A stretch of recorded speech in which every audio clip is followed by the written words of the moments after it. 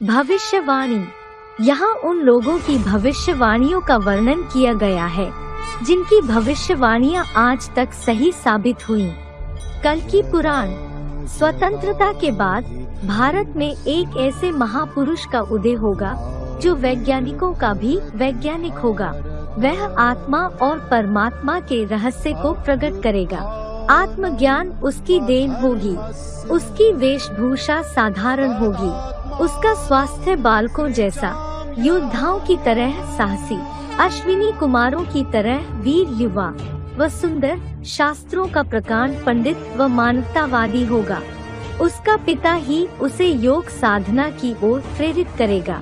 24 वर्ष की आयु में वह योग की उच्च भूमिका में प्रवेश करेगा, अर्थात जन्माष्टमी के दिन, तारीख 15 अगस्त 1998। एंडरसन। अमेरिका, अरब राष्ट्रों सहित मुस्लिम बहुल राज्यों में आपसी क्रांतियां और भीषण रक्तपात होंगे। इस बीच भारतवर्ष में जन्मे महापुरुष का प्रभाव व प्रतिष्ठा बढ़ेगी। यह व्यक्ति इतिहास का सर्वश्रेष्ठ मसीहा होगा। वह एक मानवीय संविधान का निर्माण करेगा जिससे सारे संसार की एक भाषा, एक संघीय राज्य, एक सर्वोच्च न्यायपालिका, एक झंडे की रूपरेखा होगी। Gerard क्राइसे, Holland. भारत देश में एक ऐसे महापुरुष का जन्म हुआ है जो विश्व कल्याण की योजनाएं बनाएगा। जूल वर्न।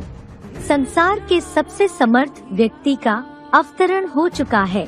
वह सारी दुनिया को बदल देगा। उसकी आध्यात्मिक क्रांति सारे विश्व में छा जाएगी। एक ओर संघर्ष होंगे, दूसरी ओर एक नई धार्मिक क्रांति उठ खड़ी होगी जो आत्मा और परमात्मा के नए नए रहस्य को प्रकट करेगी। वह महापुरुष 1962 से पूर्व जन्म ले चुका है। उसके अनुयायी एक समर्थ संस्था के रूप में प्रकट होंगे और धीरे धीरे सारे विश्व में अपना प्रभाव जमा लेंगे। असंभव दिखने वाले कार्य को भी वे लोग उस महापुरुष की कृपा से बड़ी सरलता से संपन्न करेंगे। प्रोफेसर कीरो। भारत का अभ्युदय एक सर्वोच्च शक्ति के रूप में हो जाएगा, पर उसके लिए उसे बहुत कठोर संघर्ष करने पड़ेंगे। देखने में यह स्थिति अत्यंत कष्टदायक होगी, पर इस देश में एक फरिश्ता आएगा जो हजारों छोटे छोटे लोगों को इकट्ठा करके उनमें इतनी आध्यात्मिक शक्ति भर देगा कि वे लोग बड़े बड़े बुद्धिजीवियों की मान्यता मिथ्या सिद्ध कर देंगे। गोपीनाथ शास्त्री। अवतारी महापुरुष द्वारा जबरदस्त वैचारिक क्रांति होगी जिसके फलस्वरूप शिक्षण पद्धति बदल जाएगी और ऐसी शिक्षा का आविष्कार होगा जो व्यक्ति को जीवन जीने की कला प्रदान करेगी, जबकि वर्तमान शिक्षा प्रणाली केवल पेट भरने तक ही सीमित है।